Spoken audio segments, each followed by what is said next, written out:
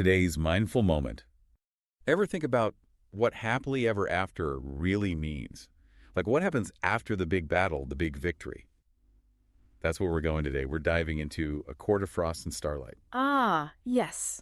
This one's interesting. It's almost like the calm after the storm, right? We're dealing with the aftermath, the rebuilding. But it's not just about bricks and mortar. No, it's definitely not. It's about rebuilding lives, rebuilding a society. Mm. And for our main characters, Feyre and Rysand and their inner circle, it's about rebuilding themselves. There's a lot of trauma they're carrying with them.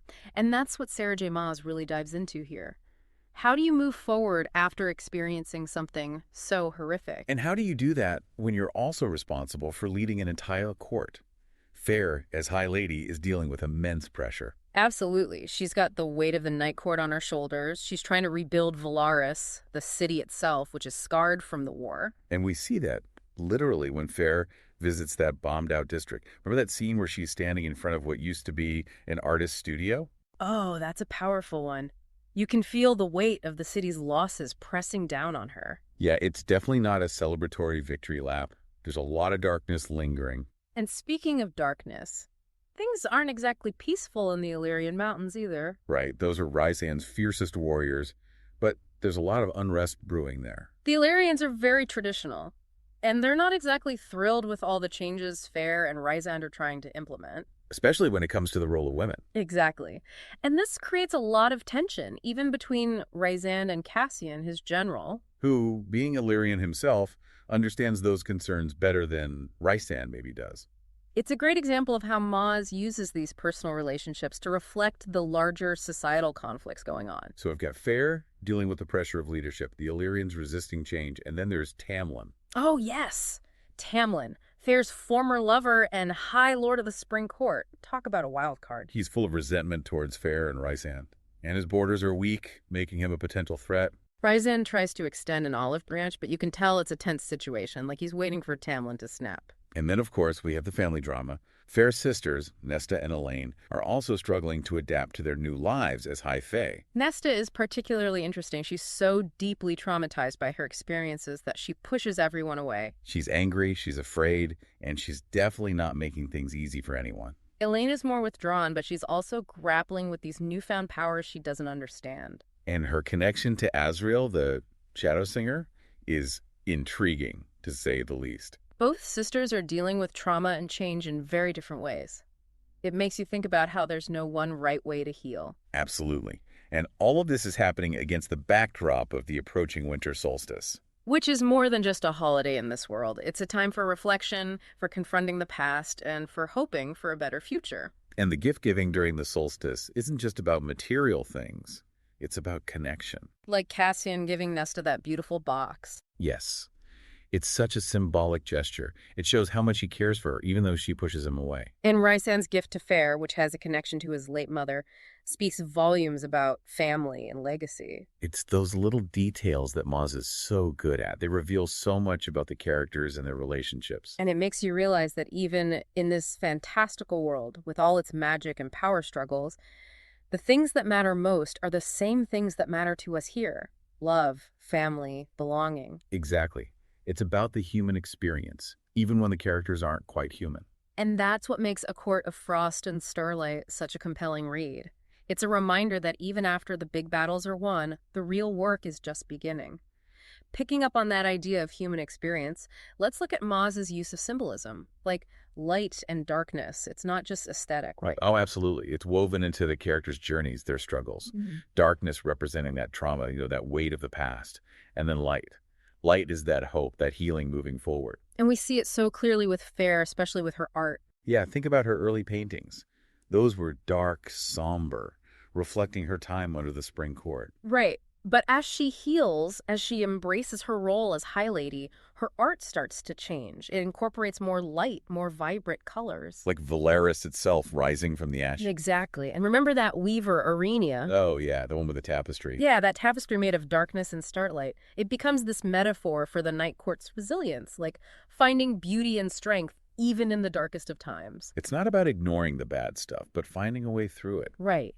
And even the Winter Solstice, it's not just a holiday. It's about rebirth, renewal. Like a chance to face the past and step into the future. And speaking of new beginnings, Lucien's true parentage. Who saw that coming? Right.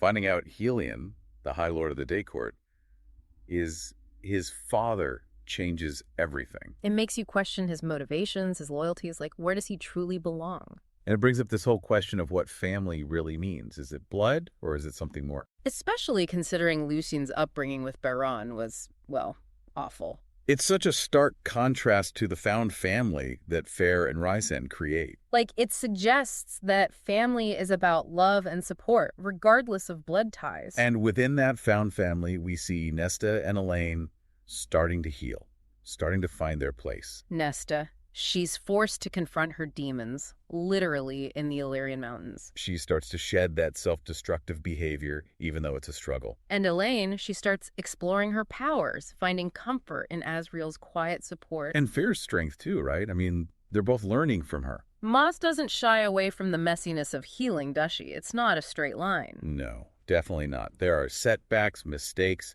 but they keep fighting for themselves, for each other. And that's what makes it so compelling, so relatable. It reminds us that healing takes time, effort, it's a journey. And it's happening alongside all this political maneuvering. I remember more being sent on that mission. Oh, yeah, Rysand's playing the long game here, trying to establish a new world order after the war.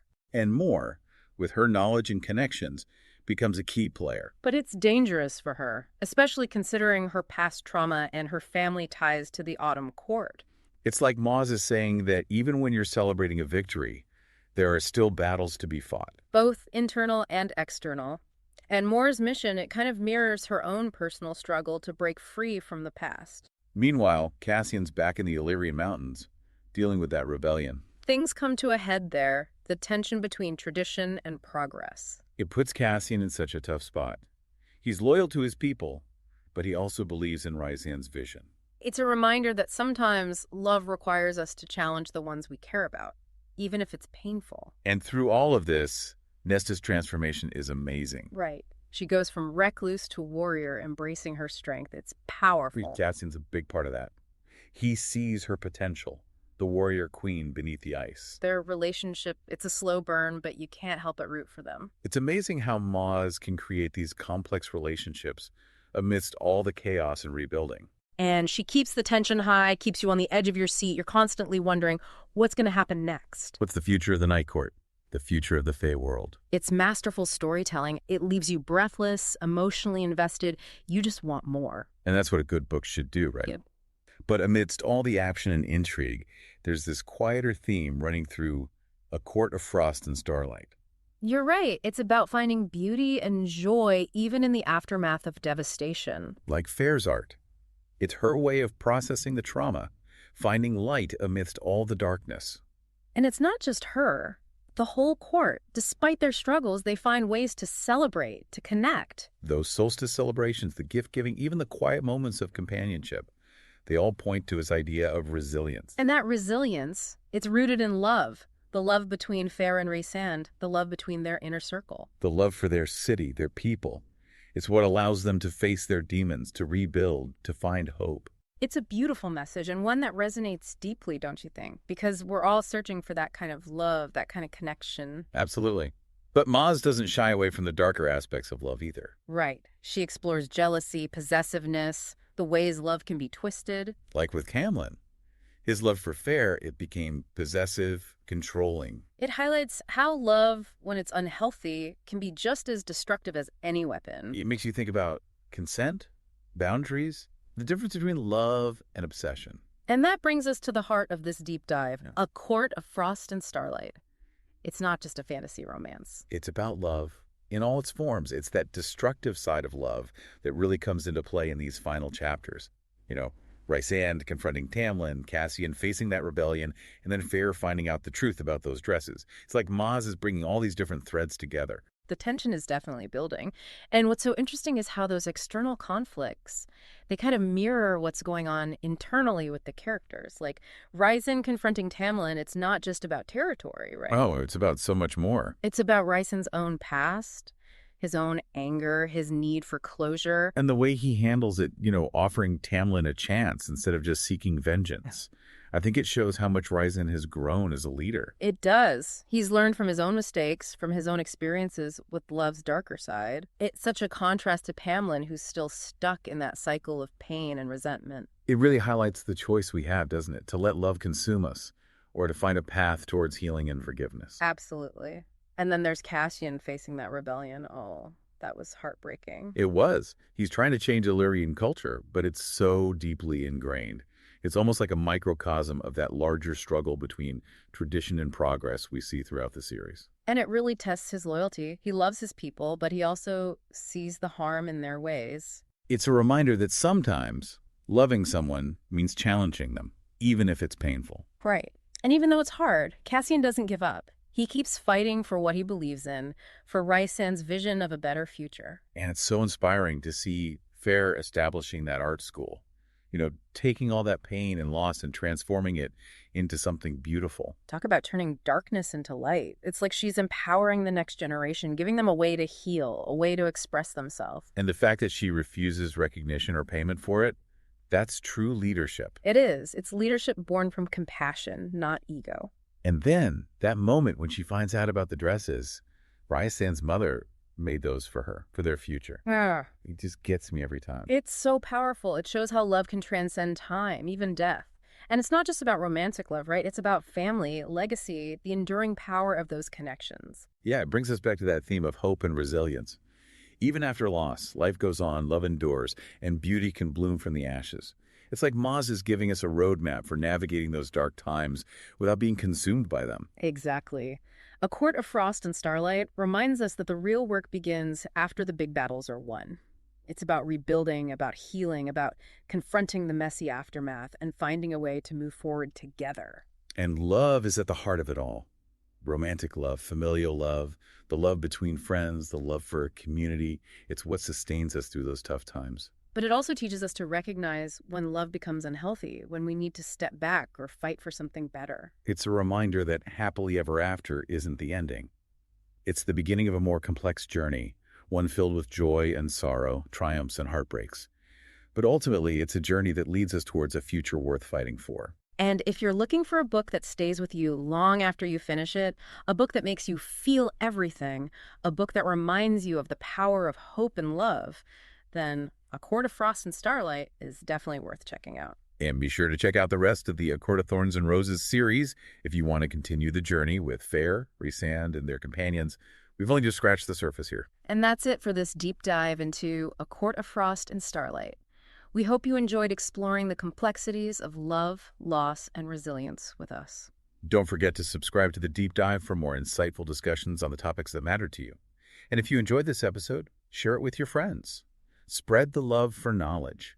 There's a link to buy the book in the episode description. And if you enjoyed this deep dive, don't forget to subscribe to our channel and share it with anyone who loves exploring ideas. We'll be back soon with another fascinating topic. Until then, keep those minds curious and engaged.